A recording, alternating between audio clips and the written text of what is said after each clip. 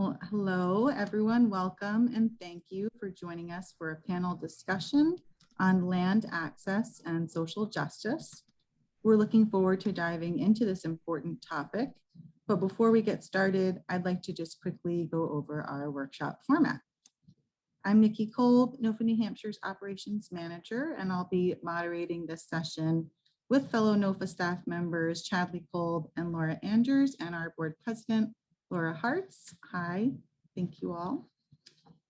And we're asking everyone to please keep yourselves muted during the workshop and to type your questions into the chat box throughout our discussion. And we'll read out your questions when we get to the Q&A portion of the session. Please do note that we're recording this meeting and all workshop sessions, which will become available to you after the conference. And now it's my pleasure to introduce our panelists. Dr. Gabriela Pereyra, Land Network Weaver at the Northeast Farmers of Color Land Trust. Amy Manzelli, lawyer and part owner of BCM Environmental and Land Law. And Ian McSweeney, Director of Agrarian Trust and co-founder of the Agrarian Commons. Welcome. Thank you for being here. And now I'd just like to ask each of you to please share a bit more about yourselves and your organizations. I'll stop sharing my screen here. I can go first, Nikki. Thank you so much for the invitation. As you mentioned, I'm Dr. Gabriela Pereyra. I go by Gabi. My pronouns are she, her. I'm from Venezuela and Uruguay, South America. And I am the Land Network Program Co-Director at NEFOC Land Trust. At NEFOC, our mission is advance land sovereignty in the Northeast through permanent and secure tenure land for Indigenous, Black, Latinx, and Asian farmers or land stewards that use the land in a sacred manner that honors our ancestral dreams for sustainable farming, human habitat ceremony, native ecosystems, and restoration. And that, lastly, cultural preservation.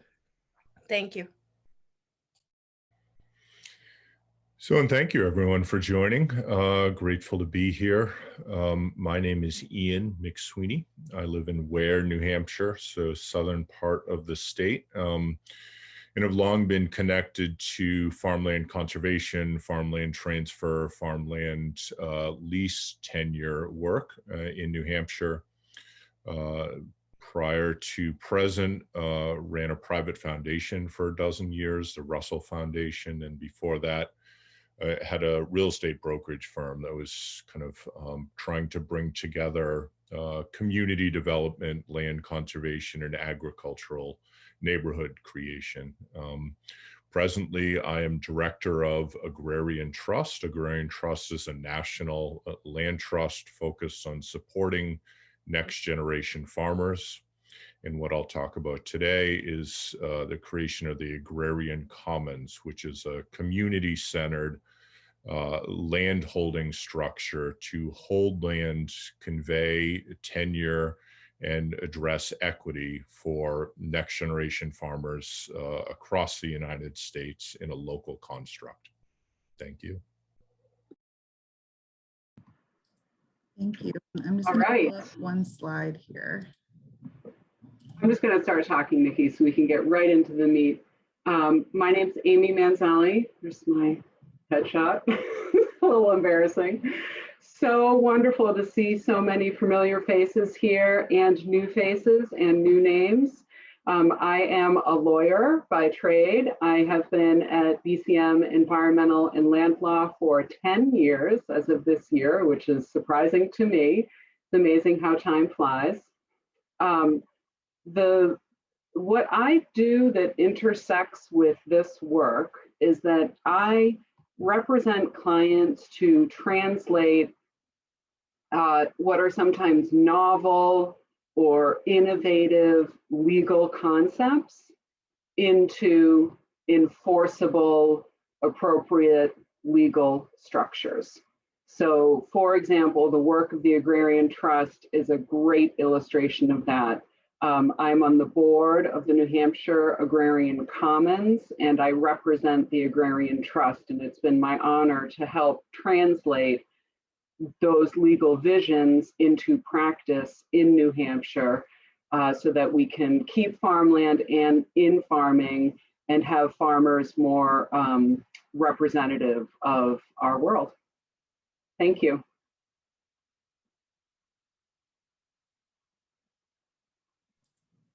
Awesome. Thank you all for introducing yourselves and sharing a little bit more about your work. So NOFA New Hampshire has some prepared questions that we'll start with, but please do put your questions into the chat throughout as we are talking, and we'll get to the Q&A at the end, as I mentioned earlier. So let's just dive in. Our first question is, how are you addressing equitable farmland access in your work?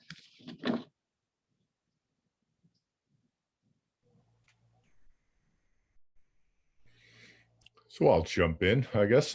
So we are addressing equitable land access in our work with the belief that, or a few framing beliefs that I'll bring forward. One is that national land trusts shouldn't own land locally, shouldn't hold equity, and shouldn't make decisions about that land. We feel a community land trust model is a wonderful example of a nonprofit construct to hold ownership, convey equity and tenure, and that as a structure is a really useful and wonderful way to address this. What we do is feel that community land trusts, since their inception, and I'd encourage you to look at the history of new communities land trusts and the treatment they have received locally, nationally, and that we feel that community land trusts need a network of support and collaborators to be as viable as conservation land trusts.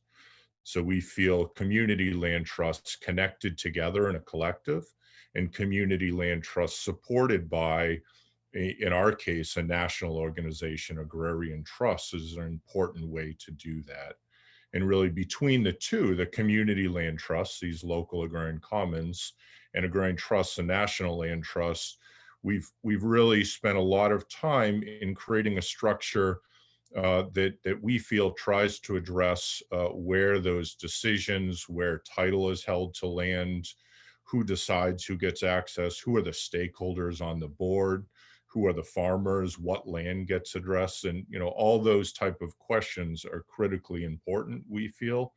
And we as a national land trust, especially a white national land trust, shouldn't be making decisions for communities, but we should use our resources and knowledge to collectively work on those decisions and to bring about the model.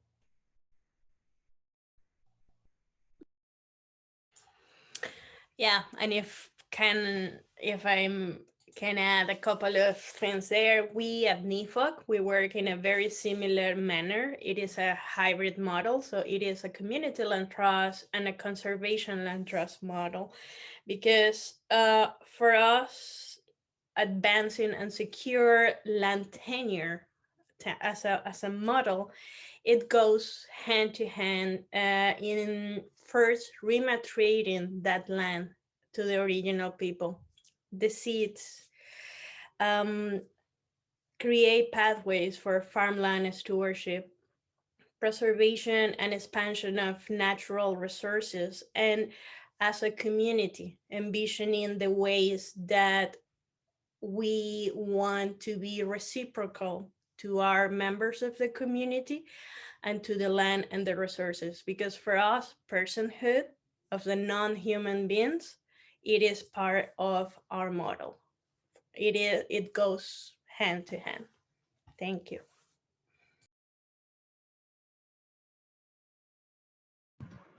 I'll just add real quick, my role is to work with folks like what Gabby and Ian have described, and then, like I said earlier, translate it into a legally effective framework. So for example, in the Agrarian Trust national nonprofit model, connecting with local creating and connecting with local nonprofits, eventually there'll be a long-term lease relationship between the local community trust and the farmer. And so that lease document is a critically important legal document. And part of my job representing the trust is to distill these concepts that can be a little bit sort of airy and ideological and big into, you know, the right legal words.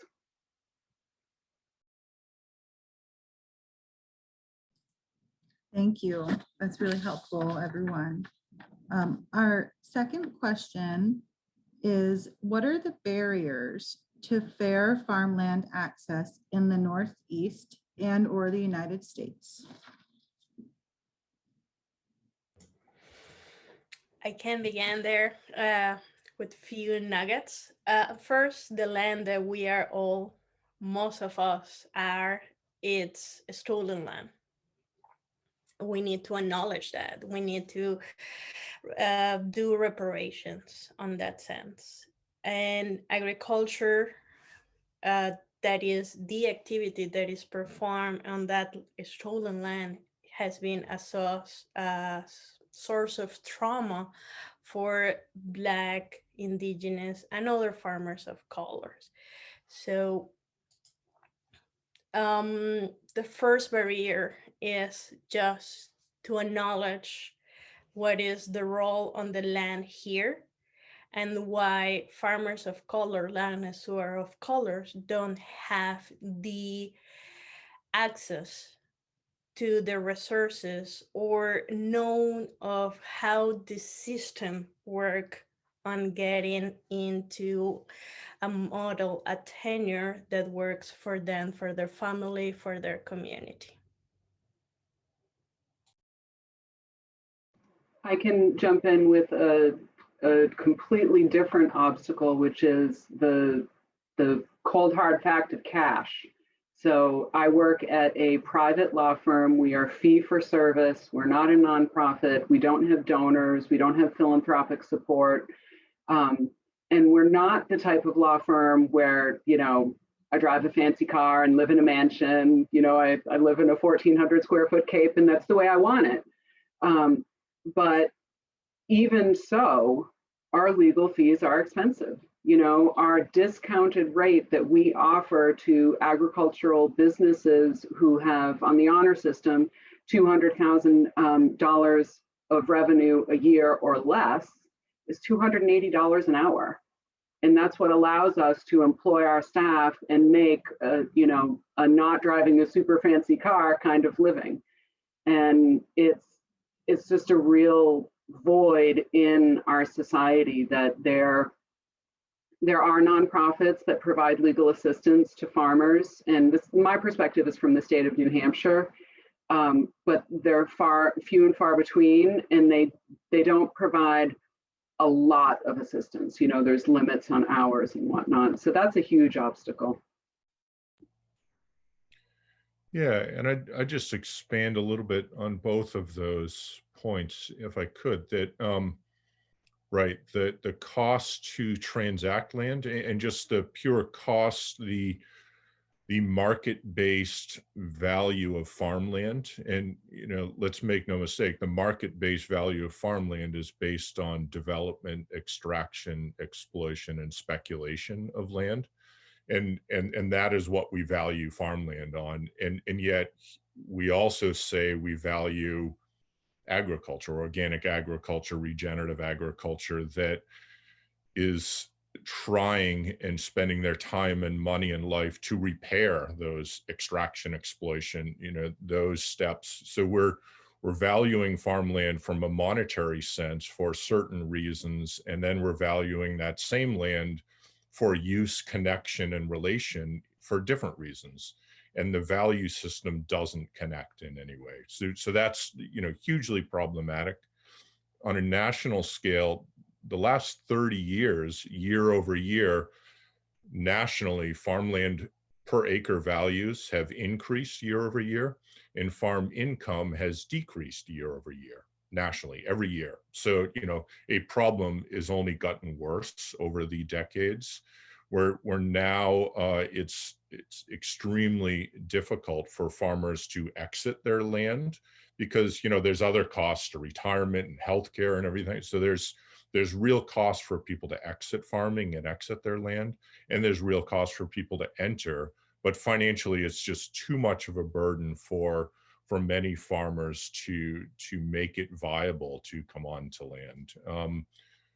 So that's a big issue. The other, I think for us, and a close to home example is there's been a few projects I've done over the years, some past when I ran the Russell Foundation, where I was helping to bring about land conservation and land transfer and raising money, sometimes upwards of $1 million or more, to acquire farms that were what's called King's Grant land. So, the family that had owned it was granted that land by the king for some service in a Revolutionary War. And because of that cost of land, they were now needing $1 million plus to exit on land that was stolen. They got that land through theft. They were given that land through theft. And somehow, just by being white and having that land, now they're owed $1 million plus, simply for any new farmer to get on that land. So it makes it very difficult because of the structures we have in place of ownership, because of the way we value land. And I'd also put forward a lot of the regulations we have here only add to those costs in making it more difficult for shared housing, for smaller parcels, for innovative uses of land. So it's difficult from many ways.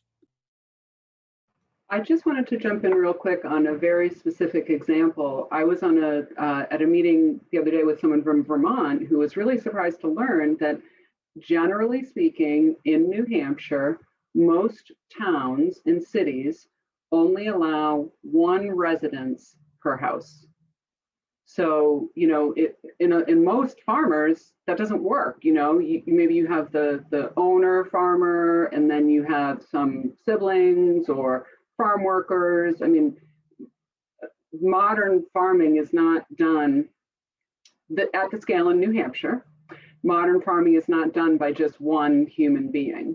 And so that's a very concrete example of a real disconnect in terms of farm viability versus legal restrictions.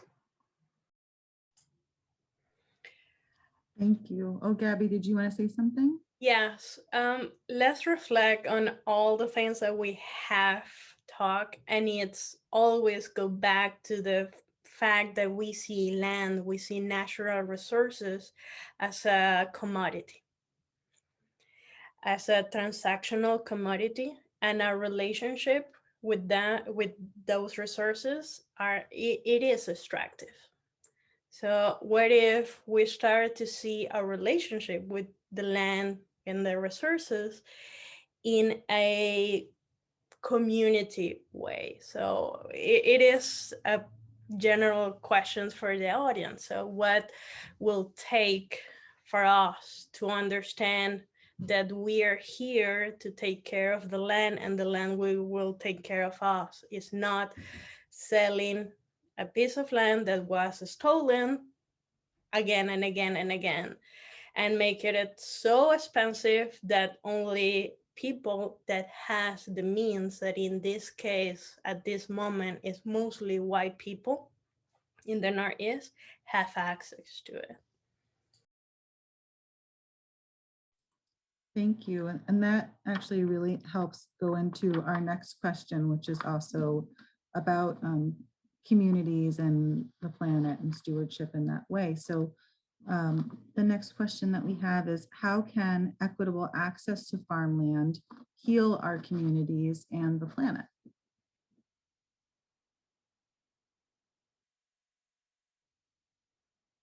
I'll make a quick comment to start us off here, which is just a point that follows, I think, at least from my perspective, it follows from what Gabby just said, which is getting people on the land.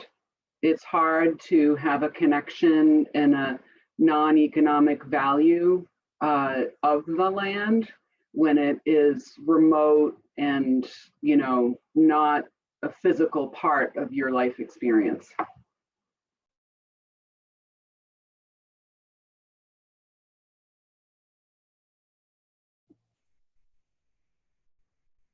I'd add to that too. And so something that strikes me in that kind of looking nationally and focusing locally, locally being New Hampshire and also kind of northern New England, and nationally being across the United States, that across the United States, the next generation farmers, the growth in farming is taking place by women farmers, by farmers who are non-white farmers. We in northern New England are the oldest, whitest states in the United States, and because of that, we see many community struggles with having enough families to fill a school, having enough tax revenue to fund things that are needed, having enough kind of vitality in life to bring together a community. And we in New England have, I'm struck by this as well when I heard it, we in New England have counties that are completely white. We have whole counties that are only made up of white citizens.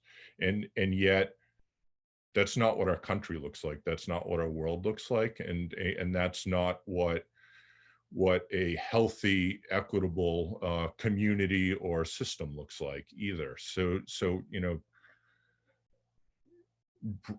allowing connection to land, opening up to sharing of land, bringing about this new way of kind of understanding our relationship to land is so important to reframe who owns and who has access.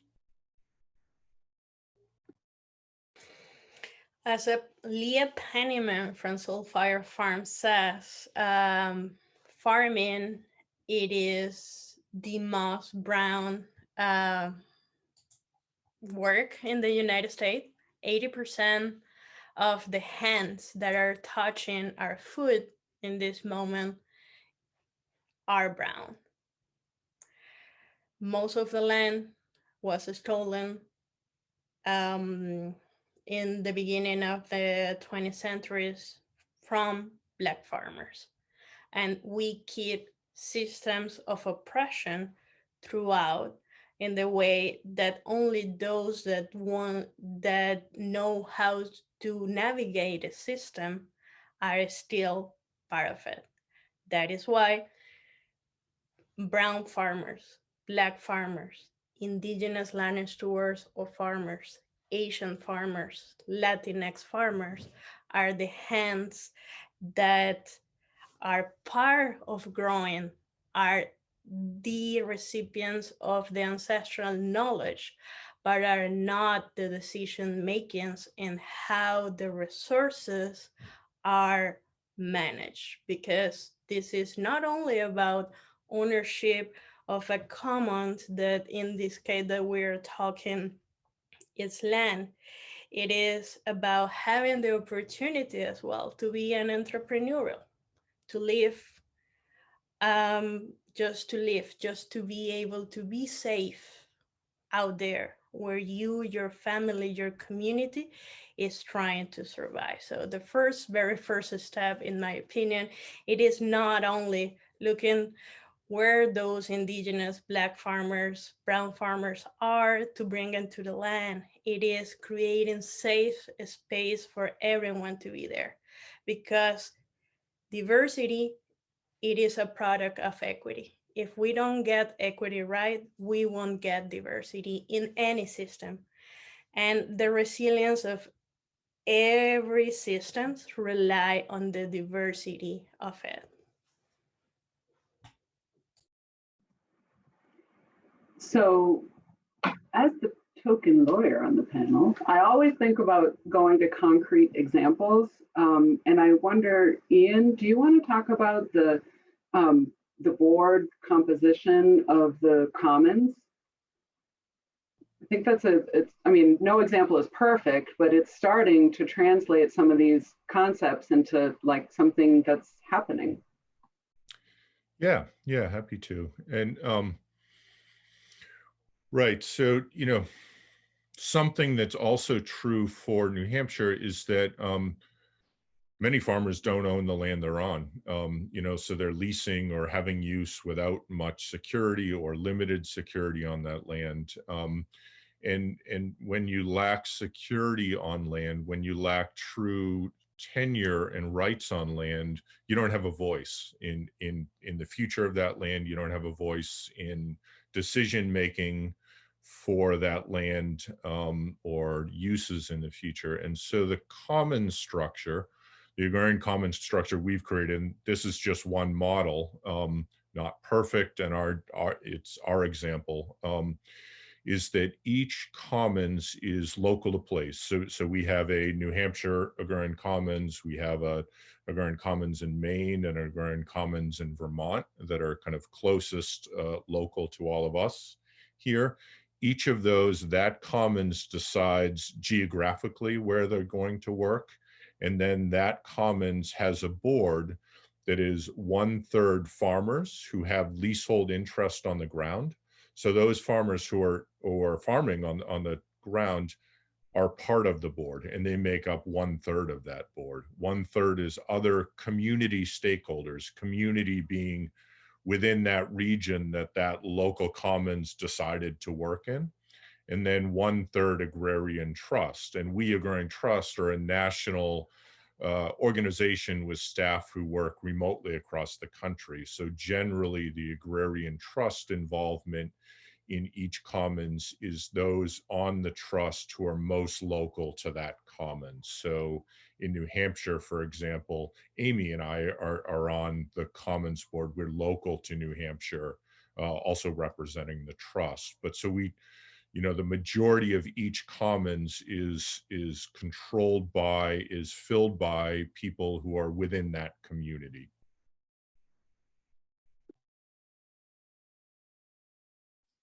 Thank you. That was really helpful, all of your responses. So we have another question. What is food sovereignty and why is it so essential? And Gabby, would you like to answer that question? Yeah, and I will start with an answer from the heart, right? Farmer Yon from an urban farm here in New York that is called Hattie Carden Urban Farm taught me that food sovereignty, it is when a seed can become a seed again. In order to do so, that seed needs to be tender, needs to be cared with love, and all the things that it needs for a plant to thrive. Now, for a plant to thrive needs a perfect soil, needs perfect resources, needs a person that is there in relationship with them.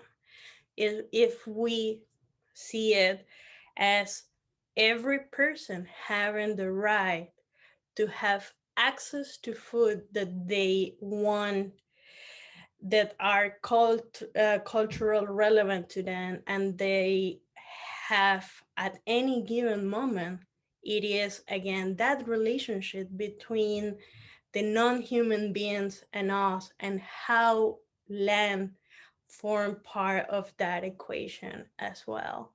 So for us, land sovereignty comes with everything. Sorry, land sovereignty, food sovereignty, community knowledge, passing cultural traditions, it's part of everything. One cannot come without the other.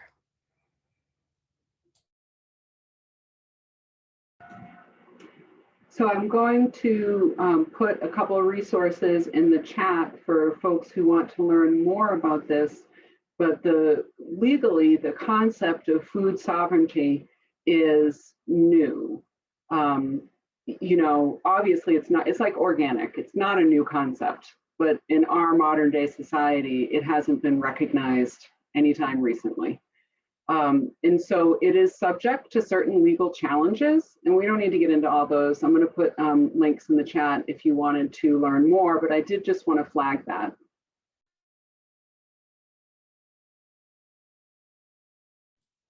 Thank you. That's really helpful. And I think, Amy, when you're talking about those challenges, you're sort of meaning that the challenge of communities being able to access that sovereignty because of existing laws.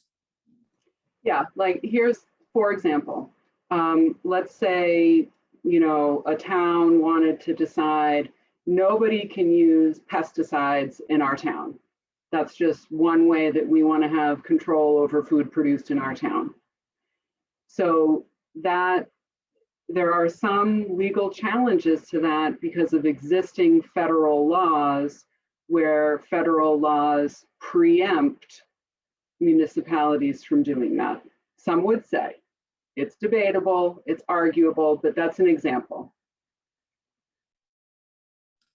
Thank you. Thank you both, Gabby and Amy, for that. That's really helpful. And so that helps us set the stage for our next question, which is how can food sovereignty transform our food system and communities for the better?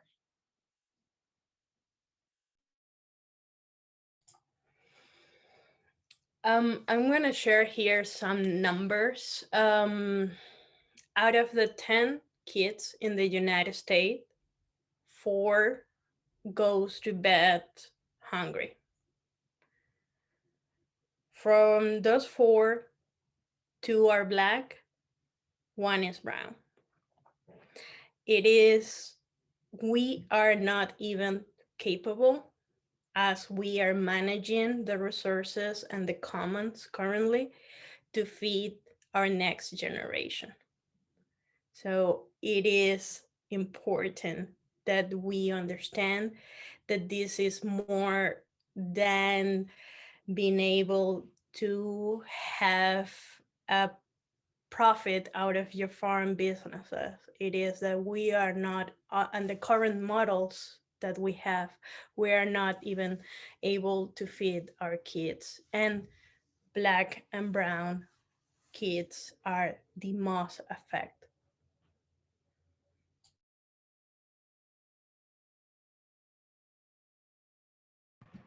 I was just going to add, I think 2 key words that we've all mentioned today, but I really want to emphasize them, is having more food sovereignty is very likely to make food production more regenerative rather than extractive.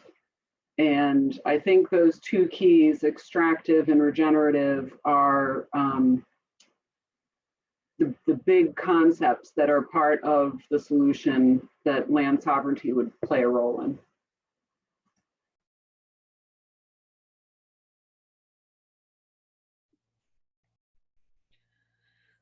I'd share two items, and one is from the kind of white colonist history of the land that we all sit on here. That, you know, we walk through our woods and we see stone walls everywhere. We see remnants of communities, settler communities built on a self-resilience for providing for their own food needs and the community's food needs. Like, many towns had farms set up for those who lacked food and housing to provide them food and housing. And many farms in my town, it's the old, what was called the poor farm, but the old farm in town is now just conservation land with trails and cellar holes and a sign of, you know, what it used to be. And it strikes me how far we've come and how sad that is when the reality is how many are hungry and how many are homeless, and how we're spending our money to you know, protect these natural resources as a trail, and ignore the need for food and homes and really just dignity for all. So that's, you know, that's something I think all of us can look at our own town, our own community, and see evidence of when in New Hampshire communities were a lot more collectively run with a value around the basic needs of all in that community, you know, framed within the kind of white settler construct. But that strikes me as one thing. The other that I'd bring up is that we in Maine, in the Maine Little Juba Agrarian Commons that we're a part of, just completed this summer a fundraise and acquired a farm into that Agrarian Commons and conveyed a lease out to the Somali Bantu Community Association that makes up majority of the board of that Agrarian Commons. And the farm is not just about the production space, as was mentioned, to grow food and generate revenue. The farm is community space. There's a house, there's buildings, there's now the ability for these kids who in present pandemic times are cooped up in, you know, remote learning or in, you know, kind of tenement housing in old mill towns in Lewiston, Maine, without access to the outdoors, without space to learn and carry forward culture from one generation to the next. And, you know, so much of culture can come through food and connection to land. So the ability for space for everything that you share, Gabby, is so important that it's not just the food production, it's not just the land sovereignty, it's all of that together of how we value ourselves and how we value our communities and ourselves internally, but externally, all of us. And how can that manifest through agriculture, through, you know, both active farming, but also through farms as space for community.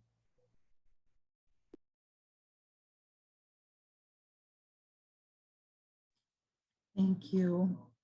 Excuse me. So I just have one more prepared question and we have about 10 minutes. So we're doing wonderfully. And then we're going to take questions from the audience. So my last question here is, what actions can the Northeast organic farming community take to promote fair farmland access and food sovereignty?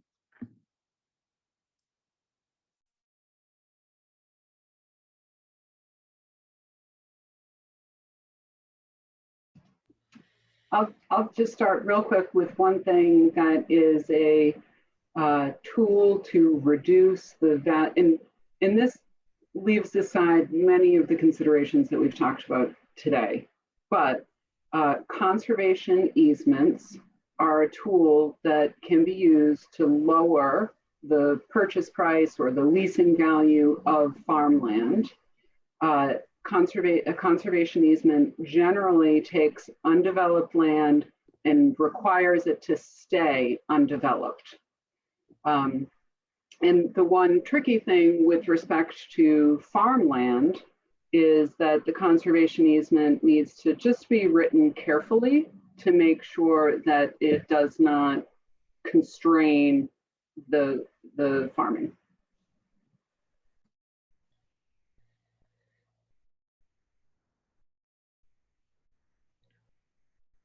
So I'd share a direct point, diversify staff, diversify board, diversify support for farmers. We are not diverse as a region, as communities. So, you know, finding ways to connect with, to share in learning and relationship building, not to connect to extract from, but connect with Northeast Farmers of Color, connect with U.S. Food Sovereignty Alliance. There's other regional organizations that that are doing wonderful work, and we would benefit greatly from learning from and connecting to.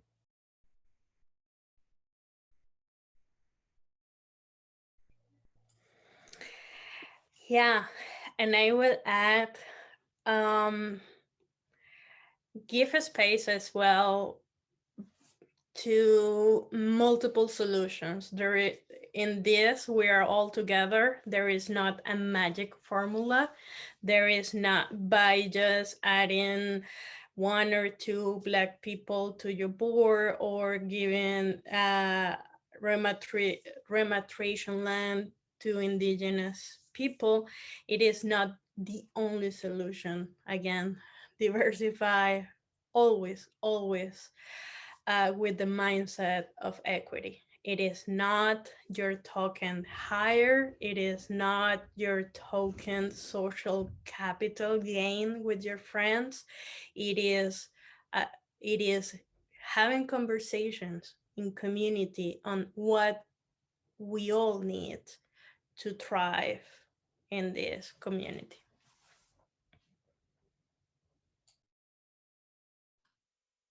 Thank you. Excuse me. And I also wanted to put, I know we shared your websites earlier, or each of you shared your websites, but I'm going to put your websites into the chat again, and other direct ways to be supportive are to, you could make donations to these organizations that we're talking with today, NEFOC, Agrarian Trust, Agrarian Commons. I know, Amy, your organization's not taking donations, but you can still learn about their work. You can follow them on social media, share their work. These are all ways to also continue to be active personally as well. So thank you. Someone put Agrarian Trust IG in there. That's great. Well, thank you so much for answering NOFA's questions. Laura, do we have any questions from the audience that you would like to share? We do, yeah. A couple of vocabulary questions and also mechanics about how the various models work that we've talked about. So let's see, we'll start with the ones for Ian. Ian, could you please explain the landowner's role in your concept? This is the Agrarian Land Trust concept. Yeah, well, so two aspects to the answer that I'll bring forward. The first is, so in the model itself, we're removing land from the private ownership structure. So we're holding land in a common space structure, which is in our case, a nonprofit 501c3 and then localized 501c2 structure. So within the structure, there are no landowners. There's, we're holding land locally in that common structure and connecting to it as the commons and as leaseholders. For existing landowners to take part in the structure, right, the vast majority of land is privately owned, and the only way land can come into a common structure we have, or come into kind of similar holding structure with Northeast Farmers of Color, is if landowners are willing to transfer that land in. And for us, we're open for Agrarian Trust, Agrarian Commons, we're open to land donated in, we're open to discounted sale of land in, and then a discounted sale, how and the structures for raising that money or bringing forward the capital to acquire that land. It looks different from one to the next, but we're partnering with Conservation Land Trust for conservation money. We raise private foundation and individual money. We raise community money. We raise crowdsource money. So kind of any and all types of philanthropic money to purchase that land at a discounted price, to move it into the common structure. And then once it's in there, as I mentioned, it's no longer in private ownership. We then restrict the ability to ever sell it in the market for private ownership. We also restrict the ability for that land to be burdened by debt. We allow some debt, but a very small amount, because we're really, we need to transform how we value land and how we connect to land. And some of that is through this structure of limiting ability for sale or debt or others. But so, landowners with interest could contact me and I'd be happy to talk, but really it's letting go of land and transferring it into a community-based commons. Can I just jump in real quick with the, everything Ian said, of course, is correct. The technical legal answer is that the local agrarian commons becomes the landowner in this model. And that local commons, as Ian mentioned, is governed by a board comprised of the farmers, local community members, and 1/3 agrarian trust representatives who are local to that area. So it's the commons who is the landowner, but the commons is comprised of the community. And I can give you concrete examples. Although our program, it is 1 month old, we have already 4 projects running in New York, where we are exploring one of them, it is 100 acres in the Catskills, and we are supporting the farmer and the cooperative around the farmer to create their own community land trust that will have the deed to the land, but it is a cooperative that will work in this way. There is another group of clients that they are in the capital region of New York. The land is currently owned by a group of Black people, and these 5 members are forming a cooperative workers-owned farm with 5 different enterprises, and they are in conversations on how long-term lease might look like with the current landowners, or if in a couple of years that might be a community land trust. I think the way that I'm seeing more and more my community coming in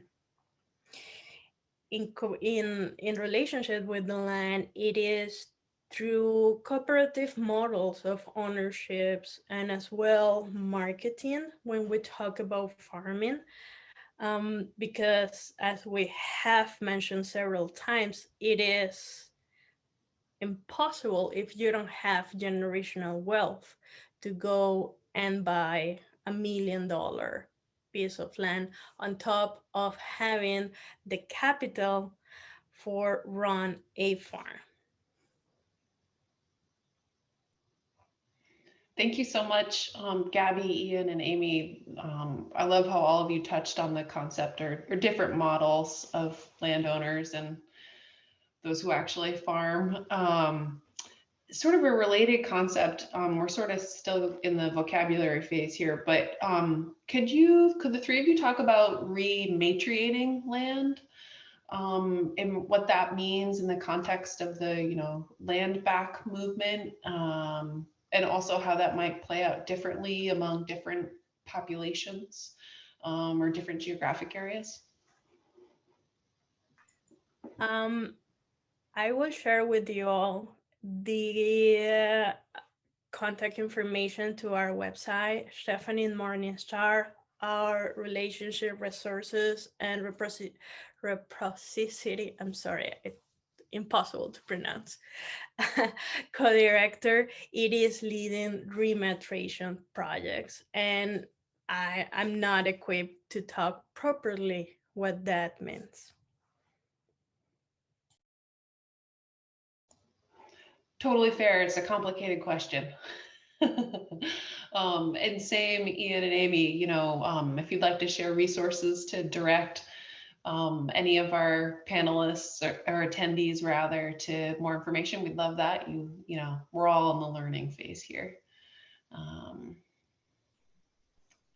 Thanks for sharing that website, Gabby. Oh, go ahead, Ian. Yeah. Well, I'll just share a link in the chat, but there's a First Light learning journey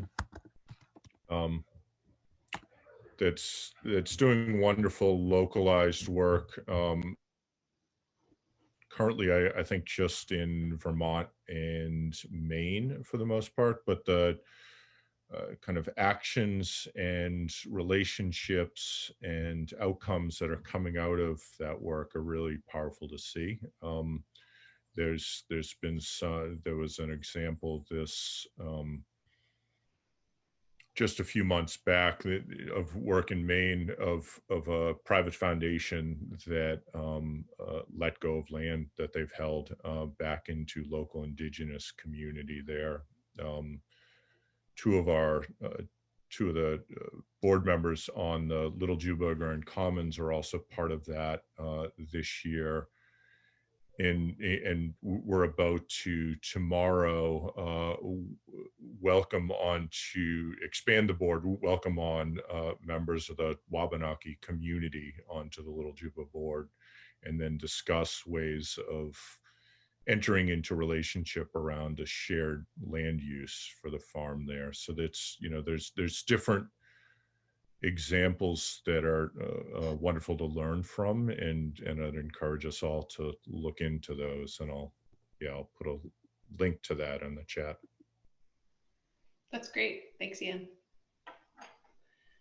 Excellent. Okay, so another question that we have, Amy, this one was directed to a point that you made about the limited number of people per residence. And it's really just a question about how that translates to limitations in agriculture and all types of occupations and cultural ways of living. Is there anything you'd like to expand on about that point? Yeah, I mean, it stinks.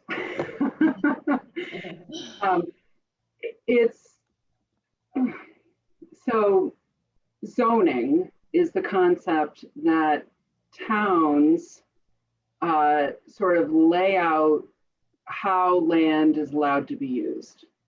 And I don't know why, I don't know the history of this, but somewhere along the lines, it came to be that generally speaking, each property can only have one residence on it. That does not fit many, many circumstances. In New Hampshire, I have succeeded and I have failed, making an argument that goes like this. You need housing to have viable farming. This land is zoned to have farming. Therefore, you can put in more than one residence. But it's really very problematic. There is an unsavory solution, which is to further chop up the land in a process called subdivision, which would split the property up into different lots of record, and then you could put a residence on each lot of record. But that's you know, not a great solution. Mm-hmm.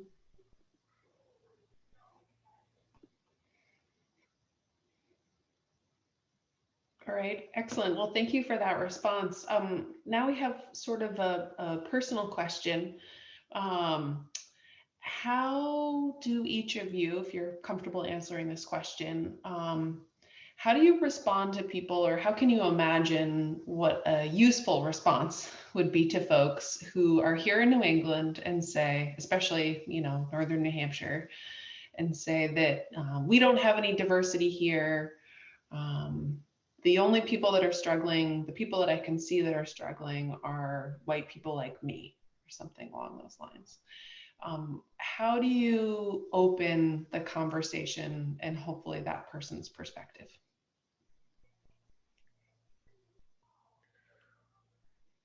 I'll start quickly with something on that, and it speaks to our work with the Agrarian Commons and our belief that there are oppressed people across this country, of all skin colors, of all backgrounds. You know, the reality is we're part of why we're in such a polarized place right now as a country, is because so many are ignored. You know, we had just launched this Agrarian Commons model this past May, move forward in Maine with the Somali Bantu community as a first project, feeling that was critically important. You know, Maine is the least diverse state in the country. Black Mainers experience 52+% food insecurity. First generation Black Mainers, it's even higher than that. So, you know, and the Somali Bantu community had been working there for well over a decade and really revitalizing old depressed mill town that we have many of those throughout northern New England. And so work there brought about land ownership, land structure in this commons in this way. There, the next project we launched that we're in the middle of now fundraising for is to raise the money to acquire a farm into a holding structure of the commons in West Virginia. West Virginia is predominantly white, but if I shared with you the facts of food insecurity, of kind of lack of resources, of you know, prescription kind of exploitation of people there by you know, different painkillers, and you know, kind of the extraction of the environment that exists there, like the kind of white Europeans who moved to West Virginia have been exploited for hundreds of years, and the land in West Virginia has been extracted from for hundreds of years for wealth of urban cities throughout the Northeast and wealth of corporations throughout the world.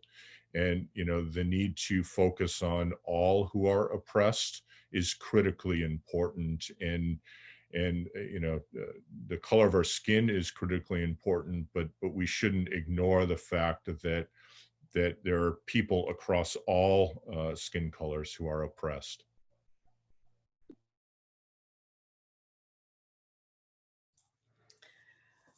I will share from a personal perspective first. I'm a Latina, I'm a queer woman that is married to a Black woman. The chances of having a negative encounter when I go to the country, it's very, very high for me. So for me, for my wife, and if basic humanity, basic human rights of a Black person, a brown person, as an immigrant person, are not even met, it is not a matter of competition on oppression and socioeconomical oppression. Those folks are not visible for many people just because it is not safe to be visible. And it's not the same not having basic human rights that not having the same social economical status.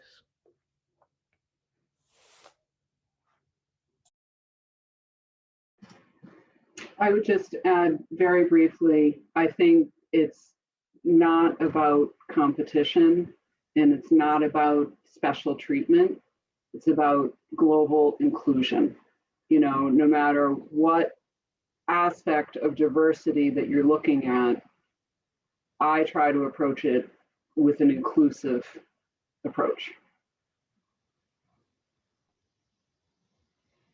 Thank you, Amy and Gabby and Ian, for your responses, especially to that question and your vulnerability with us.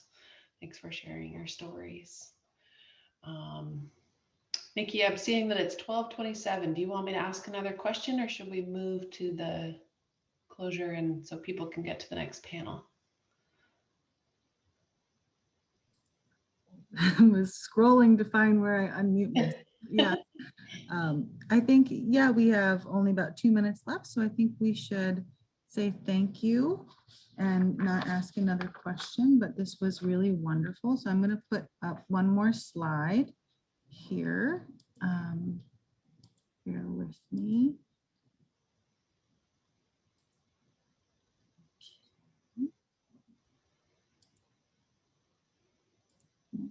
All right.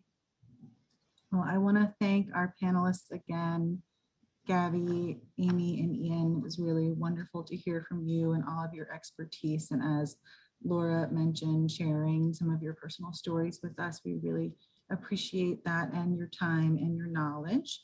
And we're also very appreciative of all of the questions and the conversations that were being had throughout the session in the chat.